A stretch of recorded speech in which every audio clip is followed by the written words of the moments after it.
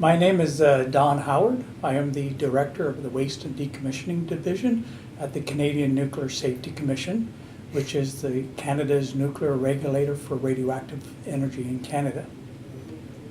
I'd like to begin by saying that when we talk about long-term management of spent fuel, which is the material that comes out of a nuclear reactor after it has been used in the reactor, it becomes spent, and that's why we call it spent fuel. Canada has embarked upon a process to find a long-term solution for the spent fuel that has been produced in Canada. At present, there are approximately 2 million fuel bundles or spent fuel bundles in Canada, which is approximately 5 hockey rinks full right up to the top of the boards as far as volume. So basically in 2002, the federal government, through the Nuclear Fuel Waste Act, empowered the utilities to create an organization to find or get social acceptability on citing a long-term repository for spent fuel. The Nuclear Waste Management Organization was created, and their initial task was to get the social acceptability to cite a repository. If we go back in time, in 1988, the Seaborne Panel determined that a repository was technically feasible but was not socially acceptable at the time. So the NWMO, their first task was to get the social acceptability.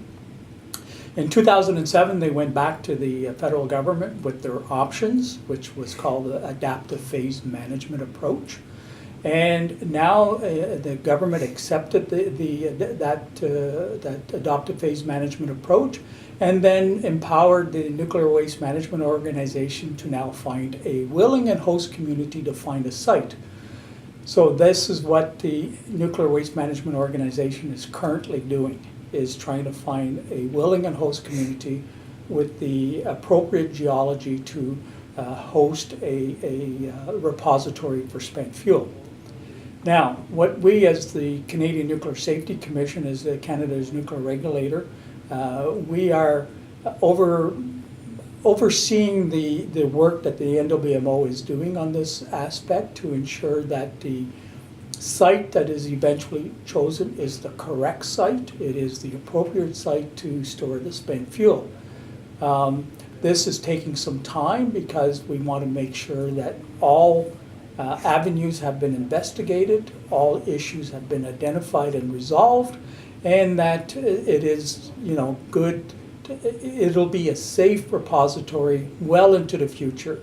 We're asking the proponent, which is the Nuclear Waste Management Organization, to analyze well into the millions of years into the future as to the safety of this repository. It's taking time. We want to, as I say, we want to make sure we get it right. There are also, certain aspects about a deep geological repository that need to be addressed, as far as gas generation, as far as diffusion of water through the various layers of geology. So these are things that we're currently investigating and working on, not just in Canada, but we're also collaborating internationally with many other countries who, for example, Sweden and Finland, who are slightly ahead of us in establishing such a repository. So we're collaborating a lot with other countries who are investigating different aspects of a geological repository. We're examining other aspects, and so we're sharing a lot of information. So it's an international collaboration in moving forward. Deep Geological Repository has been kind of accepted internationally, even through the International Atomic Energy Agency in Vienna, that this is technically feasible. It's the social acceptability now that we have to work on. So right now is that there are 9 communities that have come forward. We as the regulator have met with these 9 communities to explain our role in the process and who we are and what we do. We're planning to go out into the communities to do some outreach work with them to make sure they understand, so that they're a well-informed, willing community before a final site is eventually picked. So that's, basically spent fuel. Another aspect of the nuclear industry is what we call low and intermediate level waste. Low and intermediate level waste is essentially material like mops and gloves and clothing as low level waste. Intermediate level waste could be filters, spent resins, things of that nature that are not classified as high level waste. So low and intermediate level waste is essentially the responsibility of the waste producer. This goes back to a federal government policy dated back in 1986, where basically it's the polluter pays principle. You produce it, you should take care of it. So now what we have going on right now is Ontario Power Generation has submitted an application for a deep geological repository, which is about 680 meters deep, up in the Bruce area, yep, in the Kincardine area. This is for waste that is produced by Ontario Power Generation. They have submitted the environmental impact statement. Right now, we as the federal regulator are reviewing that information, but it's going through an environmental assessment through a panel hearing, so we're waiting for the federal government to announce the panel, which is expected hopefully in the next short while, and then the process will begin for that. As far as the other utilities, Genesee 2 and Point Lepreau in New Brunswick, they have a very small quantity of low and intermediate level waste, less than 3% in total of the entire low and intermediate level waste that's produced in Canada. And basically they're working with, through Natural Resources Canada, a committee has been put together to identify various ways to deal with that waste, to put a repository in, such as OPG is doing. We're talking millions, tens of millions of dollars, and economically is it viable for utilities like Genesee 2, Hydro-Quebec, and New Brunswick Power to do the same for that amount of waste. So I know the federal government and these utilities are looking at probably trying to establish some other mechanism for them to look at the long-term management of their waste. The other major facility is Atomic Energy of Canada up at the Chalk River Laboratories. They have been in operation since the 1940s, about 45, 46. They have produced a significant amount of low and intermediate level waste. They also are on a pay fee basis. Basically, they accept low and intermediate level waste from across the country in Canada. So they have a fair amount. So Atomic Energy of Canada is currently investigating the feasibility of a geological waste management facility up in the Chalk River area. As I said, this is a feasibility study. There has been no decisions been made on this, and they'll have to basically at the end of the day come to the CNSC to get a license in order to establish such a repository. And maybe that's one thing I should have said. All of these repositories will need to be, an application will have to be submitted to the CNSC, and a license will have to be issued in order to prepare the site, construct the site, operate the site, and eventually close off the shaft and walk away from the facility if that is what the future generation wishes to happen. So essentially, in a nutshell, that's basically what the initiatives right now with repositories. There are other initiatives up at Chalk River through the federal government, what they call the Nuclear Legacy Liability Program. Basically, Canada has been in the nuclear game since the 1940s. We've generated a lot of material. There's been different practices over the generations. Some practices that were conducted in the 40s, 50s, and 60s would not be acceptable in today's standards. So, and they've created some legacy issues that now need to be addressed. A couple of examples would be what they call the FIS tank, which is a fissile storage tank up at the Chalk River facility. This was used to in producing medical radioisotopes. There was some waste that was produced in a liquid form, and went into this tank.